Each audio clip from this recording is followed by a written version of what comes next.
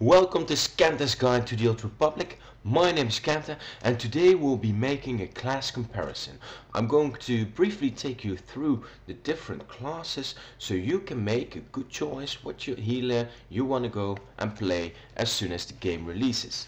One quick disclaimer, because all the information is still about the beta, some stuff that I say now could become obsolete as soon as the game releases on the 20th of December. Let's go to the class comparison. As you are probably now aware of, there are 3 healing classes with their respective mirror classes. And if you don't know what a mirror class is, a mirror class is the same class on the opposite faction, but it's called a bit different.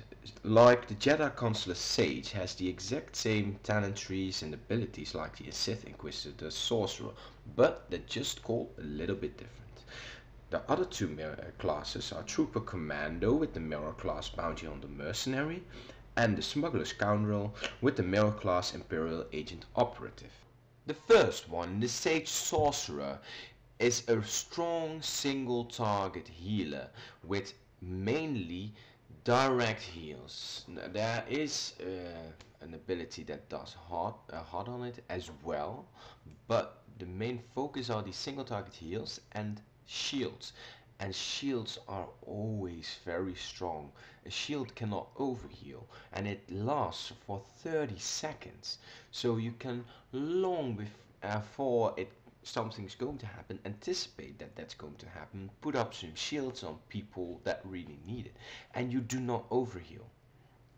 Also, the other core ability that in the Sage Sorcerer arsenal is the ability to give up life to regain force, and force is the source that you use to cast your ability.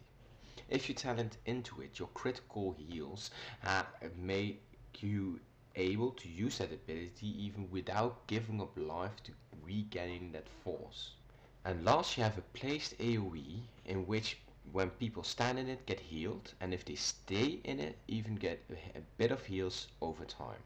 Second off is the Commando mercenary, and this is the most mobile healer in the game. The standard heal you will be casting, you can cast while moving, and that's a big plus. That makes you able to go from A to B while still being able to cast. And most of the heals you have are instant cast. At level 40 or 50 even, you get a 2-minute cooldown that enables you to cast the few overtime cast abilities you have as an instant. Second off, you have something called a combat support cell.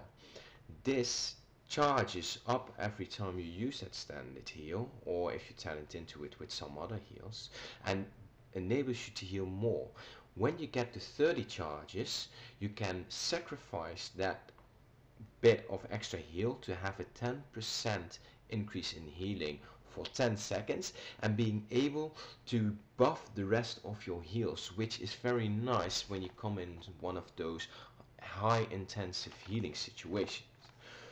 Third off, you have a buff that works pretty much the same way as Earth Shield for shamans in World of Warcraft. You get 10 charges on someone with the buff, and every time they take damage, one of the charges is being sacrificed and heals that person. Last off, they have a bit more HOTS.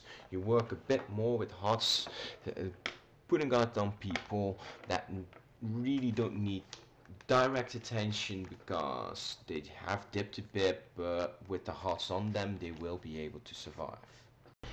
And last, the third class is the Scoundrel operative class, which mainly surrounds the upper hand tactical advantage buff.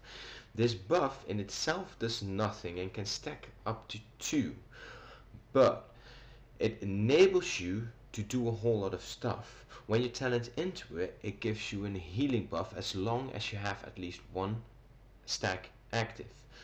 Also, it allows you to use all kinds of heals.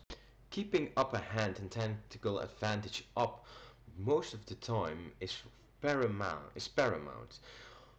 You really want it up preferably either 1 or 2, but don't try to stack over 2 because that's a waste and you could have used a heal. It has also a few great ways to keep people from dying that are almost on the brink of death. But this comes to a great cost, like giving up your tactical advantage buff, or it costs you a lot of energy. But it really is nice to have a quick heal that enables people to not die.